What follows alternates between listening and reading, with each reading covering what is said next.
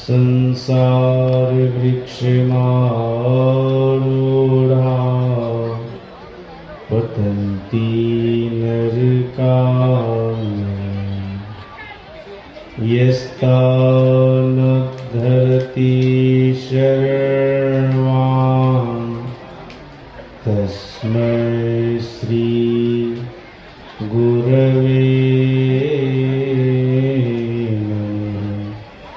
तस्मै श्री गुरवे नमः। बोलिए प्रेम से श्री सद्गुरु महाराज की जय। इस पावन स्थल ब्रह्मचारी पूज्य बाबालों की श्री चरणों में प्रणाम। परम आदरणीय सत्संग प्रेमी महानुभावों तथा आदरणीय माताओं एवं भक्तिमती बहनों, आप सभी लोगों के ऊपर परमात्म स्वरूप सद्गुरु महाराज की असीम अनुकंपा है, जिससे आप सभी लोग अपने कल्याण की बातों को सुनने के लिए यहाँ पर उपस्थित हो रहे हैं।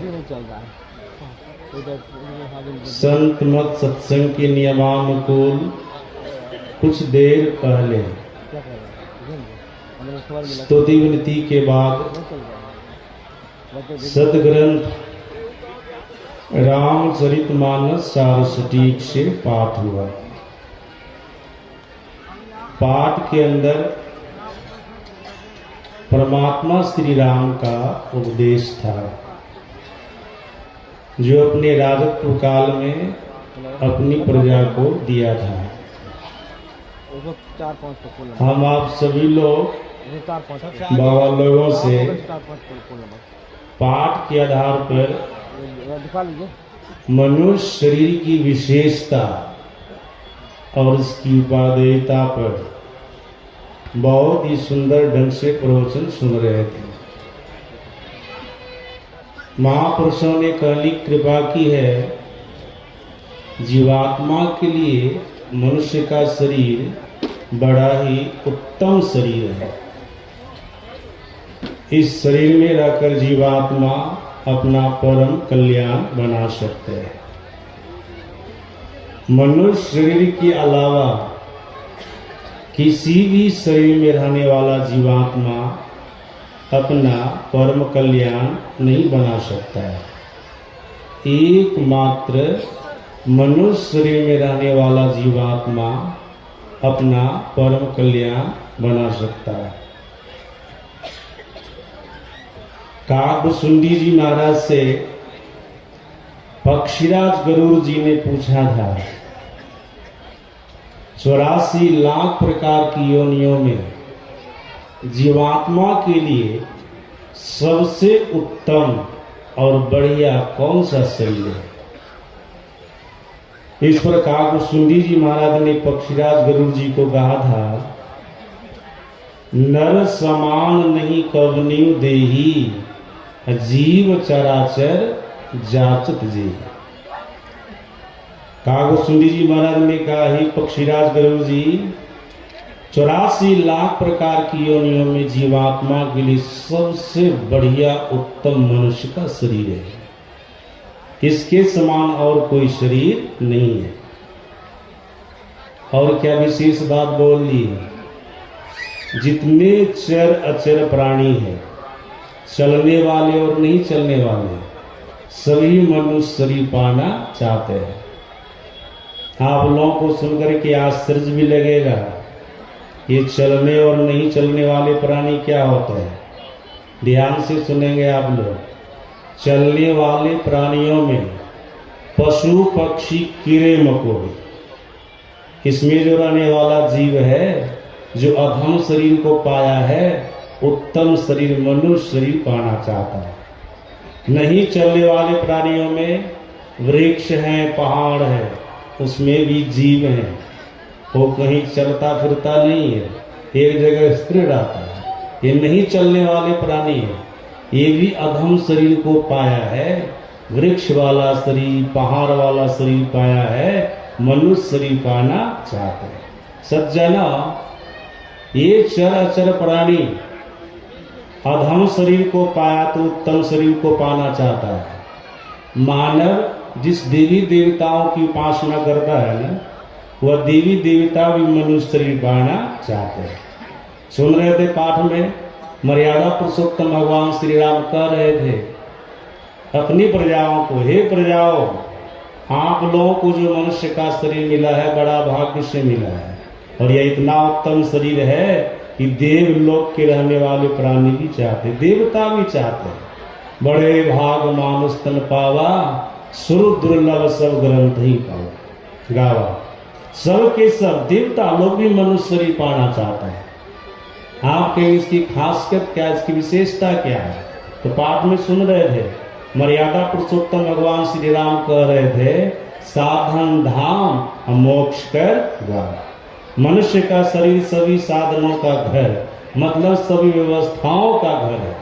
इसमें रह करके आप पाप कर्मों को करके नरक जा सकते हैं, पुण्य कर्मों को करके आप स्वर्ग जा सकते हैं, और ईश्वर परमात्मा की भक्ति करके मोक्ष मुक्ति को पा सकते हैं। साथ साथ इसी मनुष्य शरीर के अंदर में 10वां द्वार है, मोक्ष का द्वार है, जिसमें प्रवेश करेंगे गुरु से युक्ति जान करके साधन करके सभी प्रकार के बंधनों से, सभी प्रकार के दुखों से छूटकर ईश्वर परमात्मा को पालेंगे, शाश्वत और सनातन सुख को पालेंगे। ये व्यवस्था मनुष्य शरीर में। काकभुसुंडी जी महाराज से पक्षीराज गरुड़ जी ने पूछा, आप जो कह रहे हैं 84 लाख प्रकार की योनियों में जीवात्मा के लिए सबसे उत्तम बढ़िया मनुष्य का शरीर है, तो आपकी दृष्टि में मनुष्य शरीर की विशेषता क्या है, इसकी खासियत क्या है? कितना बढ़िया काकभुसुंडी जी महाराज पक्षीराज गरुड़ जी को समझा रहे हैं। काकभुसुंडी जी महाराज कह रहे हैं, नरक स्वर्ग अपवर्ग निशेनी, ज्ञान विराग भगति सुख दे।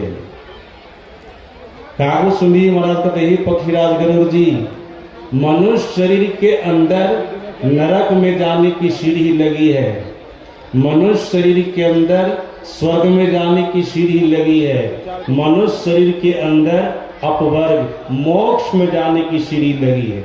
सुनकर के बड़ा आश्चर्य लगेगा।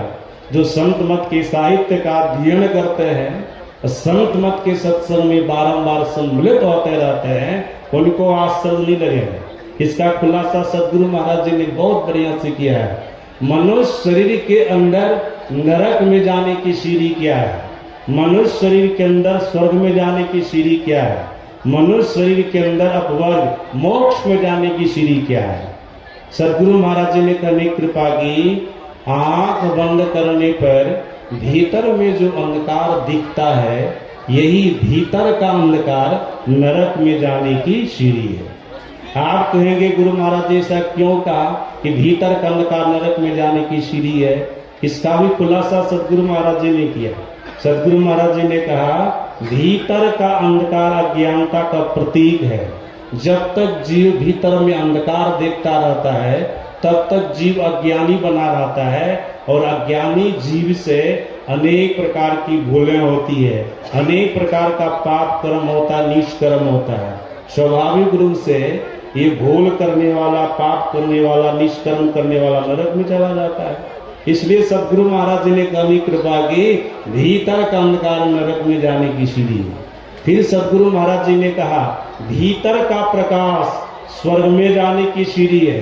सज्जना, भीतर में तो कोई बिरले आदमी प्रकाश देखते होंगे, जिनके ऊपर सदगुरु की कृपा हुई होगी, परमात्मा की कृपा हुई होगी, वे ही व्यक्ति भीतर में प्रकाश देखते होंगे।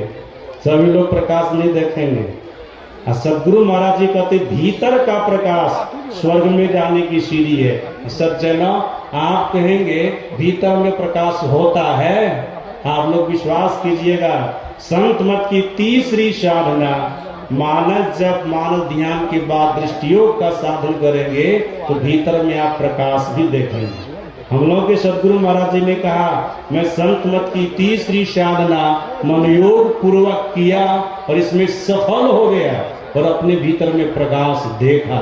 जो स्वर्ग में जाने की सीढ़ी है उसको देखा।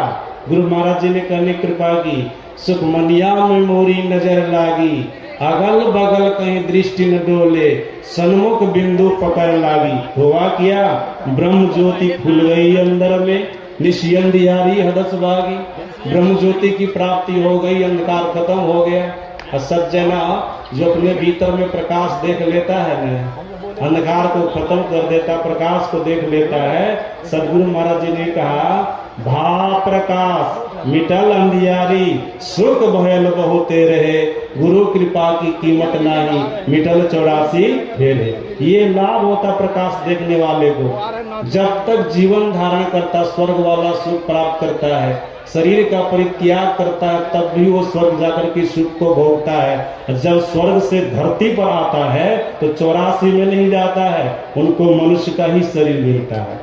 मनुष्य शरीर से नीचे नहीं गिरता है। आप अंधकार में रह करके शरीर का परित्याग करेंगे, बहुत प्रकार के सत्कर्मों को किया तो स्वर्ग जाएंगे, लेकिन वहां के सुख को भोग करके जब धरती पर आवेंगे, किस जोनी में चले जाएंगे इसका ठिकाना नहीं।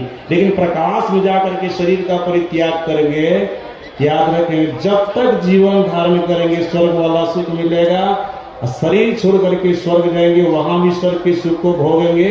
धरती पर आवेंगे तो अन्य प्रकार की योनियों में नहीं जा करके मनुष्य शरीर में आवेंगे। ये प्रकाश की विशेषता है, ये प्रकाश की महत्ता है। सदगुरु महाराज जी कहते हैं, भीतर का प्रकाश स्वर्ग में जाने की सीढ़ी है। सज्जनों, याद रखेंगे, जो साधक अपने भीतर में प्रकाश देख लेता है ना, वो साधक परमात्मा की सारी विभूतियों का दर्शन करता है।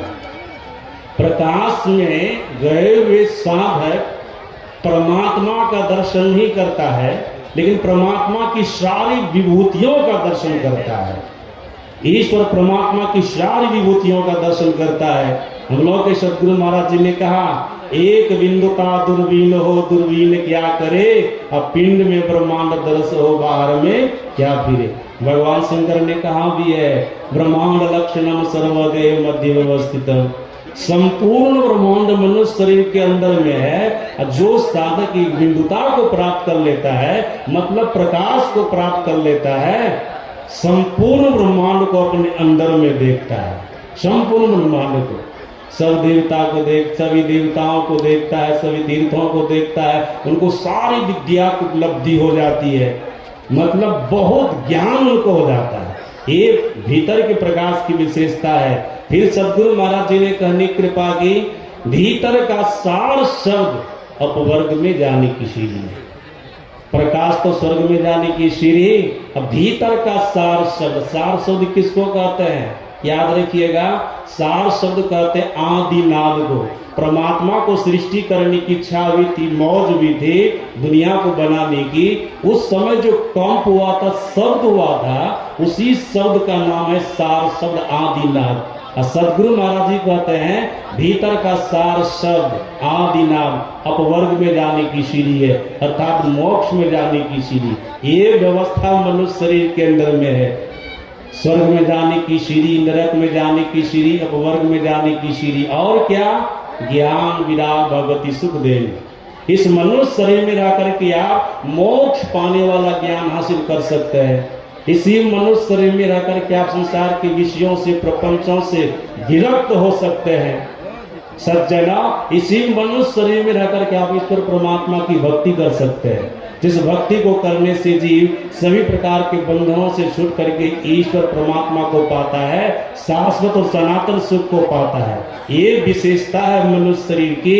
यही कारण है इस शरीर को सभी जीव चाहते हैं, सभी प्राणी चाहते हैं कि हमें मनुष्य का शरीर मिल जाता तो बड़ा अच्छा होता। इस शरीर में आकर के हम अपना परम कल्याण बना लेते, अपना परम कल्याण बना लेते। इसी कारण से सभी जीव इस शरीर को पाना चाहते हैं। सज्जनों, हम आपको ईश्वर परमात्मा की कृपा से यह शरीर मिला हुआ है।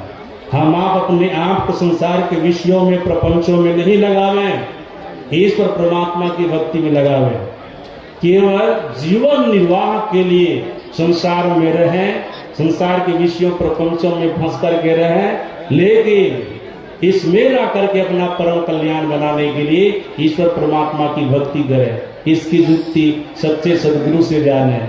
सज्जन जुक्ति जान करके साधन करें, सदाचार का पालन करें। बोलिए प्रेम से।